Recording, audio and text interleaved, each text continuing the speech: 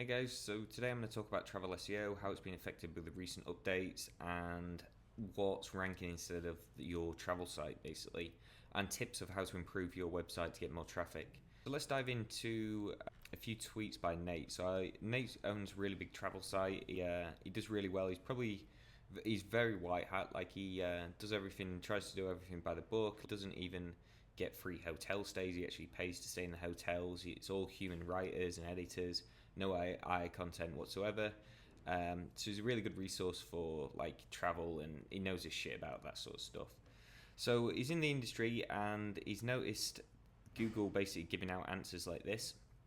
Top sites in Cairo. It's giving out Memphis, Egypt, so like the Vegas place, I'm pretty sure that is. So it's not Egypt, and it's chatting about Tennessee in the results here. So Google, with the like Gen AI feature, is actually getting a lot of stuff wrong, which is good for your travel website and bad for search results. So we'll see how that pans out. And then he also wrote about this Mother Earth travel, which is just started ranking incredibly high.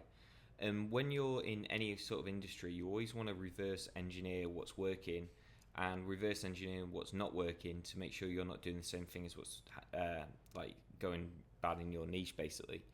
So it's always good to get a list of domains which are competitors in your industry, and always keep tabs on them, see how they're improving, see what content they're doing, what backlinks they're building. So because everyone's raving about this travel site getting loads of traffic, I've put it in here just to check it out. So this is a site here.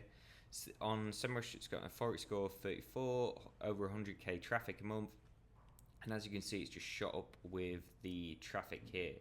So in February, it was around February around 30-ish thousand, and now we're on like 120,000 ish.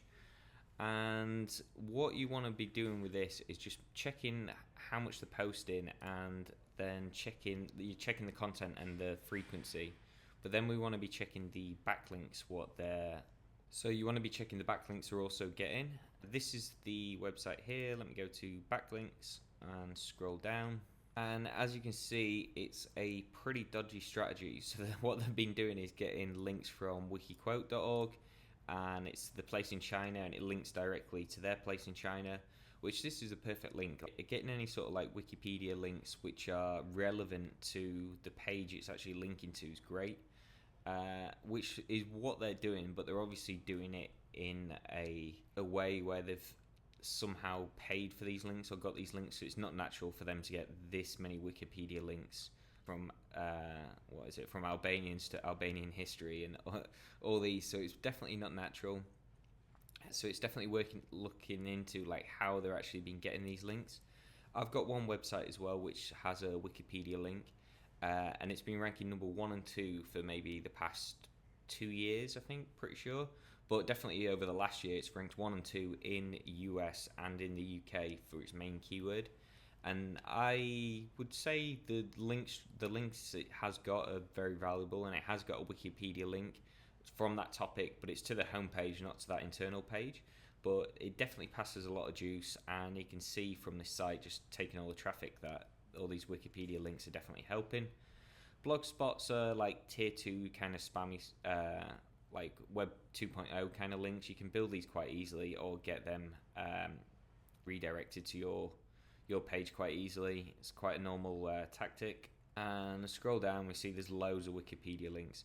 So I definitely wouldn't recommend building these unnaturally to your website, because this site will definitely get hit, especially with what's going on here. But they definitely do help. So the goal is to get 1 or 2 Wikipedia links naturally, or as naturally as possible, not absolutely hammer it with loads of different Wikipedia links. But it's working for this website. As you can see, it's getting loads of traffic, and it's ranking very well for a lot of different stuff. Let me move on to Niche Site Lady. So Niche Site Lady's recently been hit as well. She owns travel websites. She's been recently been hit in the Google update, and now since the other day, her top channels for getting traffic to her website are email, then organic search, and then organic social. So it's a good idea to diversify. Don't rely fully on Google. Like with travel websites as well, Pinterest does really well.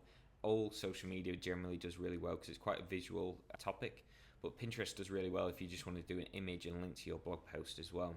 So it's always good to diversify, collect emails, make sure you're getting organic traffic, organic social traffic to your website, as well as search. So diversifying is the best way to basically protect yourself from future updates. And I'm going to move on to those Bali sites in a second. Well, cool things. One of the funny things with the recent updates is Google's own travel websites have been getting a massive increase from traffic.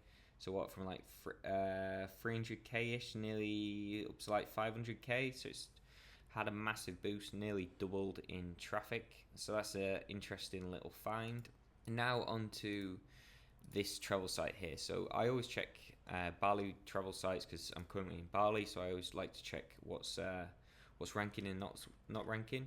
So what I would do when checking out a new site, put it into SEMrush, and then you can kind of see the authority, what it's got, and you want to check into their backlinks to actually check what referring domains they've got, and then their organic traffic as well. So you can see it's a much lower organic traffic to the other site. But it's always a good idea to scale this out. So over the last month, the same, 6 months, the same, last year, and like 2 years. So it did get hit, hit or slowly losing traffic over this period. Looks like it's just on a bit of a decline and kind of stabilized a little bit here. So this could be a number of things. This could be them just stopping producing content, not updating content, not promoting the website by getting like backlinks or social shares or anything like that. So it's a good idea to check what the website's been doing to try and figure out why they've not been getting traffic. Have they not been trying to get traffic anymore? But the design and everything in this website's great. It keeps you like on the website. It makes you want to check the different silos they've got here, and they've got the chapters and everything. It's one of my favorite websites, travel websites. It's done really well. It really is set up to keep you on the site and actually convert, which a lot of people forget about, really.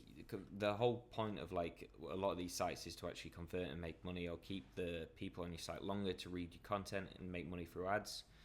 So it's always a good idea to actually make it to convert, and this site does a really good job. Another funny thing is when I was checking this, what you can do is check out the competitors and see what everyone else is doing. And Finn's Beach Club is here, which is like a really popular beach club in Bali. But basically, these guys, even though it's just a normal beach clubby type of business, what they do is create a blog and send all the traffic from the blog to basically to their VIP, to their beach parties, to everything what they own. And it's important for any business owners like e-com, SaaS businesses, or anything like that, or hotels, to create a blog, generate the traffic, and then it funnels to their main business, and that's kind of how it keeps growing and earning money organically. But it's quite funny looking at the keywords they rank for. They rank for like best VPN in Bali and all those sort of keywords as well. So they're making good money from the blog as well as helping their overall business. So how do we get content ideas for these travel websites? So you want to find competitors, maybe like this site, and then what I'm doing is going sitemap.xml, and then what this will do in most cases, if it's WordPress, there's other little wordings to get a different sitemap up, but for most sites, if it's WordPress, this will bring this up, and then you can click posts and it'll come out with all their posts. So it basically helps you out trying to find content ideas and what posts are basically on the website. Cool, and these are all the posts. So they've got 751 posts on the website, so it's a nice way to see how many posts they've got. Right, so I skipped ahead a little bit because I stopped recording while I was waiting for this, and then I filmed it all without realizing. So I use a plugin called Link Clump, which lets you copy all this information. So I just do a little shortcode, copy all these keywords, and then go to sheets.new, create a new Google Sheet. It's a little shortcut. Once you create a new Google Sheet, chuck them all into here. And then what I've just done is done a little filter. So filter by condition Bali, because they're the keywords I want to find. And then I chuck in a little bit of code. So this is the code I chuck in. And then what it basically does is just gives me the URL without all the extra stuff. So you can just pull that down and double click. and then it gives me a load of different keywords. Obviously I'm getting a lot of Netherlands keywords, so you need to do a bit more filtering and remove the NL keywords, but it basically makes it a lot easier to filter. This sort of code, those sort of codes we're going to be chucking into conversions.so, so sign up for that. There's going to be loads of different codes there, but what you can do is just make your own with ChatGPT if you're not too sure. Then the next step is to copy these keywords, go to Google Gemini, chuck in a prompt like this along with all those keywords you've just copied, and then what it will do is build basically a topical map of how your website should be structured. It is coming up with the Netherlands keywords as well, just because I didn't filter it enough, but it's basically Canggu, and it's saying cafes and restaurants and all the different bits like Ubud, Monkey Forest.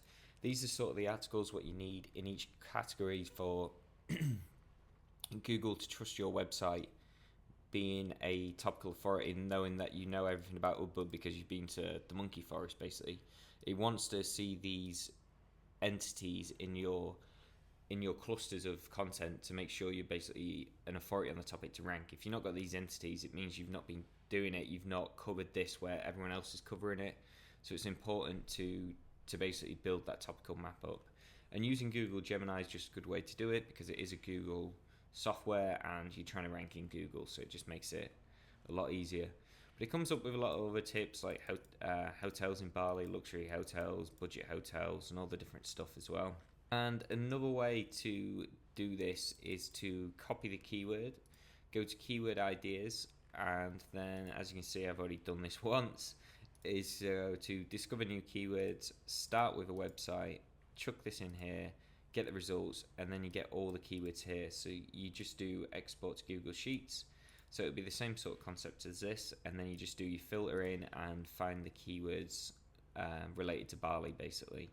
You want to be copying, for that, you want to be copying 30 to 60 keywords-ish, and then chucking it underneath the prompt there, and then you'll get all your topical map set up there. Cool guys, so that's it for this video.